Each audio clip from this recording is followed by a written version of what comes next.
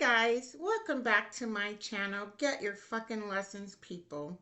I wanted to take a minute, first and foremost, to say thank you. Thank you to my listeners. Thank you to all my new subscribers. And I wanted to apologize to you all because when I started this channel, what I said was that I will bring you consistently real, raw, relatable truths about the things that shake up our peace and intrude our lives on a daily basis, things that we don't always talk about out loud. And I haven't been very consistent with my videos, bringing you content on a consistent basis. And so I apologize for not being as consistent as I would like to be. The truth is, over the last few weeks, have been really kind of going inward, introspection, doing a little introspection, if you will, because I got some news about my health. That was the last video I made regarding my health, and it just made me take a step back. I needed to take some time and just kind of reset, if you will, make some changes in my life. Not that I was doing anything that was grossly negligent regarding my health. I've always been health conscious. I've always exercised. I've always eaten the right foods. I cook. I don't eat a lot of junk. But at any rate, some things can't be prevented. And there are these things we call genetics that run through our DNA that we have zero control over. And so, many people out there, I know I'm not alone, but I am dealing with some health concerns, and my doctor is very proactive. We're addressing it, and I'm just, taking some more preventive measures with my life. That said, this podcast and these lessons that I provide are really a part of what I want to do with my life. This is a gift that I feel I've been given, and not just to sit on myself. I feel like one of my many purposes here on this ball is to share the knowledge that I've been given, the lessons that I've learned along life's way, with the hopes that it could perhaps help someone else on their journey. And so, again, I really appreciate all the support. I haven't been doing this very long, and I have not quit on you all. I do not plan to.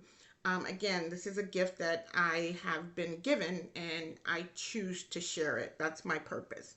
And so, thank you for being here with me. I will continue to consistently bring you good content that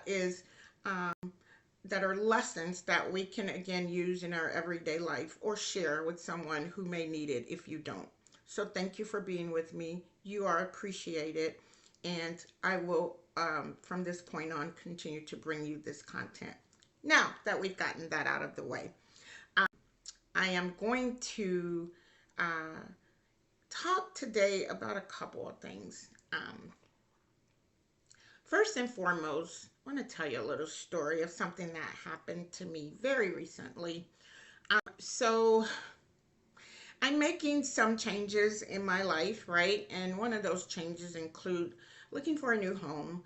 My partner and I feel like we want to kind of downsize our lives a little bit, if you will. We have way more space than we really need for two people. We both have adult children out in the world doing their own thing. Yay. So that ship has sailed for us, and now we're getting into the latter part of our lives where we just want to be comfortable and to be able to enjoy ourselves and our space. Love the space that we're in, but again, we're looking to make changes there as well. So I am a veteran. For those who do not know, I am an Army vet. I served 8 years active duty, not National Guard, not reserve, 8 active years. And I served those years in some very trying times in our military, one of which we were, it seems like we always are, but we were actively engaged in war. I'm not a combat soldier. I've never been a combat soldier. I like to think I use my mind more so. Not a very physical person in that capacity. But at any rate, so because of the sacrifice that I made for my country in serving active duty in the Army, my country then in turn uh, uh, grants me, if you will, the ability to be able to buy a home without a huge down payment or any down payment, or it's just one of the benefits of being a service member or having had served in the military. And so, what happened to me, and this is not a one-off incident that I've had to deal with in my life, but it just is a reminder. Um, it was a reminder to me of how people see us and how people may see themselves. And I just wanted to tell you this little story. So we have started our search for a new home, and met with my realtor for the first time. We had talked on the phone a couple of times. I'd given him my requirements, the things I absolutely have to have, and given him my requirements. We met on yesterday to go look at some homes. And I had saved about six that I felt met my expectations. And he, in turn, provided me with a few that he thought lined up with my requirements.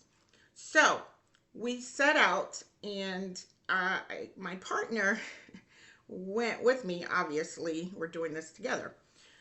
And so it was a first time face to face between myself and my realtor.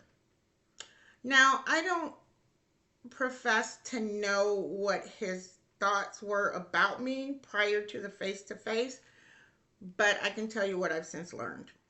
So we met, and at one of the houses we were going to show, he was already on the inside when we pulled up. My partner was driving, and so he introduces himself. I shake his hand and we make the introduction, and I say, "This is my husband," because we're older. We're too old for the labels anyway, and we've been living together, cohabitating. He's my common law. So at any rate, labels aside, I introduced my partner to my realtor, and so we didn't go in the first house because as soon as we pulled up, we realized the neighbors are too close. We don't want a cookie cutter neighborhood. We just want a little space to stretch out, little yard that we can, enjoy our plant life and our outdoor life and nature. So long story short, we don't go into this house. We get in our vehicle and follow him to the next house. So we get to the next house to view, and we go in, and as we're looking around, again, I'm very particular about the requirements that I want in my home. And I'm looking and I'm making comments about the things that the house provider does not provide. The realtor is constantly, I hear him in the back talking to my partner, making these little comments about just let her, whatever he was saying. I just really disregarded it. I didn't really take it seriously at all. But we got through, and I kept making the statements, we can do this or we can do that. And he just kept making these little comments to my husband. Again, neither I nor Graham took it for anything other than, he's just very opinionated, whatever. But at the end of the day, after we looked at about six homes, he asked me to send him Graham's information, his email address and phone number, I believe it was.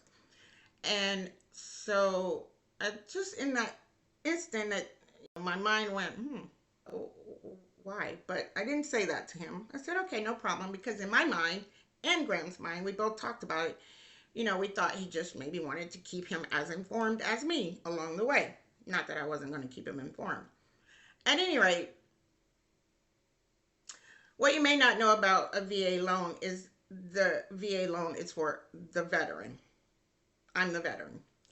So we leave the last home, and I do get home, Graham and I talk about a couple of things. We're looking at a couple more houses because we wanted to look again today because we're kind of, time is of the essence, right? So I emailed him Graham's information, and the next thing I get is an agreement from him to be our, to represent us, right, as the buyer. And the agreement has Graham's name first, slash, and then my name. And we're both to sign this agreement. So we have intuition for a reason, and I'm always telling people my intuition never lets me down. I'm a very good read of people, and my intuition is always spot on. So this really kind of perturbed me a little because it's very clear. And the other thing, let me back up a second, because the other thing that bothered me that he said was the VA had already approved me. I have a guaranteed pre-approval letter, if you guys know how the VA loan works, and they can pre-approve you for, certain amount, range, whatever. So they were very generous, and that's as much as I'll say about that. But this realtor, after speaking to my loan officer, thought it necessary for him to call them back and inquire about my pre-approval letter. Like, what? This is what he said to me. I called them because I said I already have a pre-approval letter and it's for this amount. And he said, yeah. I called them and I said, what's this about? That alone should have been a red flag. But again, we went through viewing these homes with him. And so when I got the agreement last night, I really felt in the pit of my stomach sick. And I expressed to Graham what I was feeling and how that made me feel. And he completely understood and was in total agreement with me, right? I'm the veteran. This is my loan. The VA granted this loan to me solely based on A, my merit, and B, I'm the service member. And so for that to be questioned by a realtor I just met, but then to have him put my partner's name first, it just set me back. And I started thinking about, because not that long ago, a little more than 50 years, I'm 57, women couldn't buy homes on their own without their husbands. And women couldn't do a lot of things on their own without their husband. Well, this isn't the first home I bought on my own as a single woman, right? So when I divorced my ex-husband, let me put this disclaimer. I shouldn't have to, but I'm going to put this disclaimer out there. My partner, my spouse, my significant other, whatever label you want to call it, is a white male. I'm going to let that sit there for a second while I tell the rest of the story. So he puts his name on in front of mine on this agreement that we're going to, this is how, and not only that, I noticed he had deducted $100,000 from my pre-approval amount. So I caught my breath and then I sent him an email. And the thing about me is I'm always, and I said this to him yesterday when we were looking at a home, he said, now I want you to be honest with me. And I said, you'll never have to worry about that because I'm always honest. And I'm just going to tell you exactly what I feel. But I'm always going to be professional and I'm always going to be tactful, and I do have a filter. So I sent him an email and I said to him, I'm not going to sign this agreement. I'm not sure why you put Graham's name ahead of mine. I am the veteran. This is my loan. And so please correct that. And I have, there are a few other homes we'd like to see today.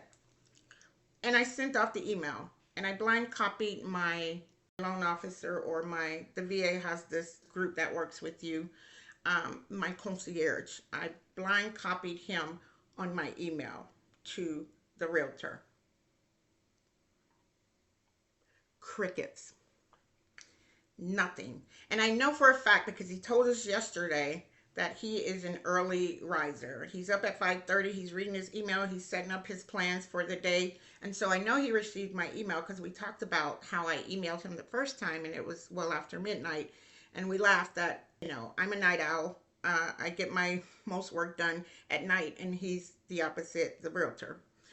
So I know he saw my email and he just chose not to respond, which says to me I was spot on about his character. And that is, this person, middle-aged white male, had a problem with me, black, single in his mind, woman. I'm not single, but a black woman with the ability to get this loan on my own merit, my hard work. And he had a problem with that. Plain and simple. He had a problem. He did not reach back out to us today.